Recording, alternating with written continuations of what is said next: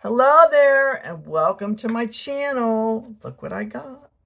So I got the Daily Harvest Red Cabbage Buckwheat. I can't even pronounce that word. And ingredients is buckwheat, red cabbage, broccoli, green chickpea, tamari, and sesame. I baked it at 450. It says 27 minutes. I baked it at exactly 25 minutes. So, I also have a video of what this looked like frozen because it has condensed a lot, like most food when you cook it, right? Because the water evaporates. So I'll leave a link on what it looks like before I cooked it. If you're new to my channel, I do unboxing and food reviews, normally in the car, but it's cold outside, so that's what it looks like. Can you see it? So, it's finally cooled off enough.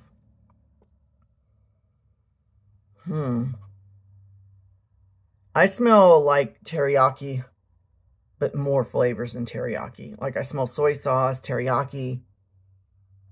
I don't know. It smells like Japanese, like teriyaki food, like Japanese teriyaki. Bon appetit.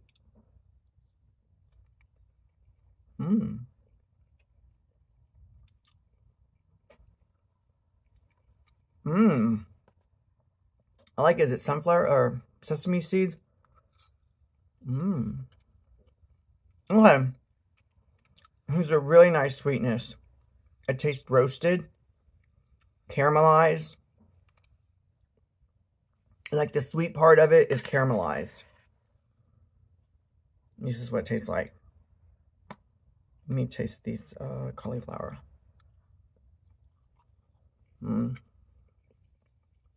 Cauliflower's a little overcooked. Maybe I shouldn't have baked it as long as 25 minutes. Maybe I should have baked it for like 20. It says bake it for 22 and 27. I baked it for 25.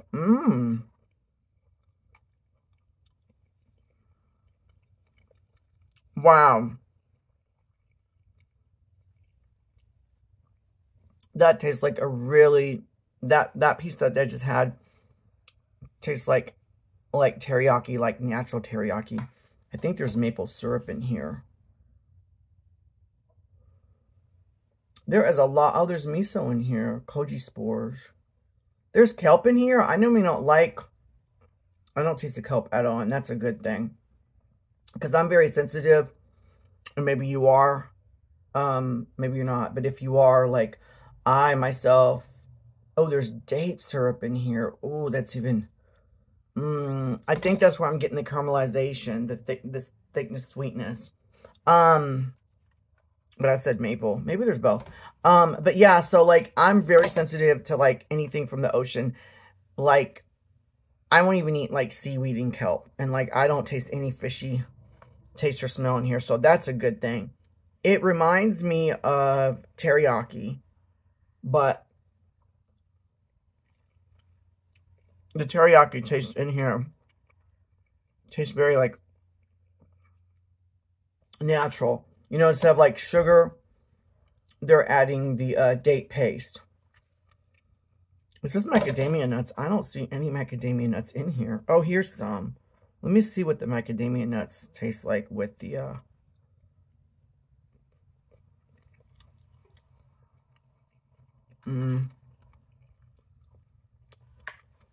I don't know about that.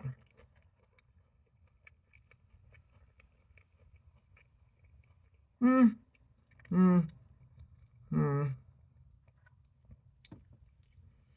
doesn't taste bad, but I don't know. Like I made raw vegan salted caramel macadamia nut ice cream. I'll try to leave a link, or not a link, the recipe below the video in the comments. And maybe that's why I don't like the macadamia nuts, because it reminds me of the ice cream. I'm not thinking about ice cream right now. I'm supposed to eat this, right?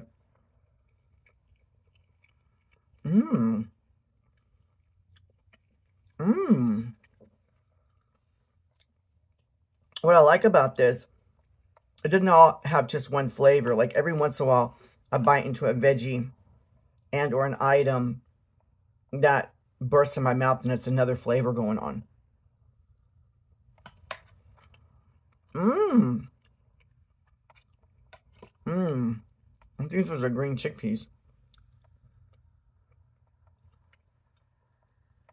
The green chickpeas like really contrast with this. Like they're like way over on the right. It's like, I don't know, they almost like cleanse the palate of the teriyaki and then bring in a whole new other flavor.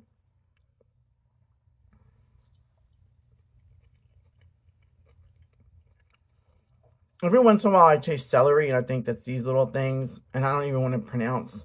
I think it's celery root, and I'm not crazy about celery at all. This is really good. It's a little bit salty, but it's not overly salty. I wonder what the sodium content is. Oh my goodness, 1,310. I better slow down and eat the rest of this tomorrow. 57%. But it isn't like teriyaki, like type stuff, like have a lot of salt in it. Calories is 670. It is 1 serving per container. I'm already getting kind of full. I don't think this would be good as a main dish. I think this would be good as a side dish. It almost reminds me, I know this is going to sound crazy. It almost reminds me of like a little bit of like fajitas. A little bit.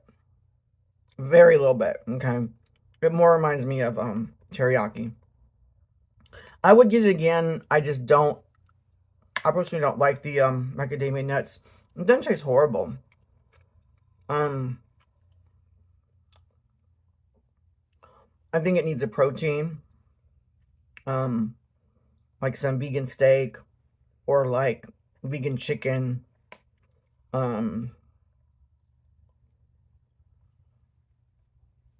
Maybe some like tofu glazed, grilled, something. Can't think right now. There is broccoli, but not much. I'm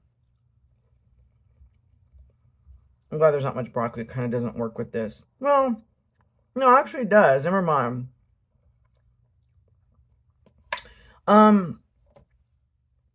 This isn't bad at all. Would I get it again? I probably would. I'm just not happy with the fact that this has a lot of sodium. Because of that, I think I would find some protein to add to this. Don't add any salt. And then either split it with my partner or maybe split it with 3 people. Because, like, that's a lot of sodium. But other than that, it's really good. I can't get over it. It's really sweet, though. And it does have that caramelized taste, and I think that's from the date syrup. But the ingredients is cauliflower, buckwheat, cabbage, broccoli, chickpeas, celery, whatever. I think that's celery root, which I can't stand celery. Carrots, date syrup, tamari, green onions, macadamia nuts, yellow onions, sesame seeds, black sesame seeds, maple syrup. I said that I tasted maple syrup. Toasted sesame seed oil, garlic puree, yellow onion puree, miso, koji spores, sea salt, kelp puree, which I don't taste, organic porcini. Okay, I'm glad it said porcini. I think mushrooms, nutritional yeast. Why do they add nutritional yeast to this? Organic black pepper. I just had a product from Daily Harvest that they add I love nutritional yeast, but there's a time and a place. I just had a product from them. I'm not going to say the name of it, but they added nutritional yeast, and it made the product taste cheesy. But this is a product that you don't want to make it taste like cheese. I'm sorry, but when I think of like teriyaki, I don't think of cheese. But it can add like a savory component or whatever. Porcini. Yeah, I think this would be, now that I think about it, this would be really good probably with some mushroom. Maybe like cook this halfway through because it's frozen. And then add some mushrooms, but don't put any salt on the mushrooms at all. And cut them up in, pretty small pieces so that it soaks up all this. So that way you stretch this out further. So you get a lot to split with between like 3 people. And then each person is not eating that much sodium. So, I wasn't even thinking. But anything like, I think a vegan steak, vegan chicken, tofu, mushroom, maybe add some more veggies like cauliflower, because cauliflower can be pretty hearty, right? Again, it's pretty overly cooked. Total mush.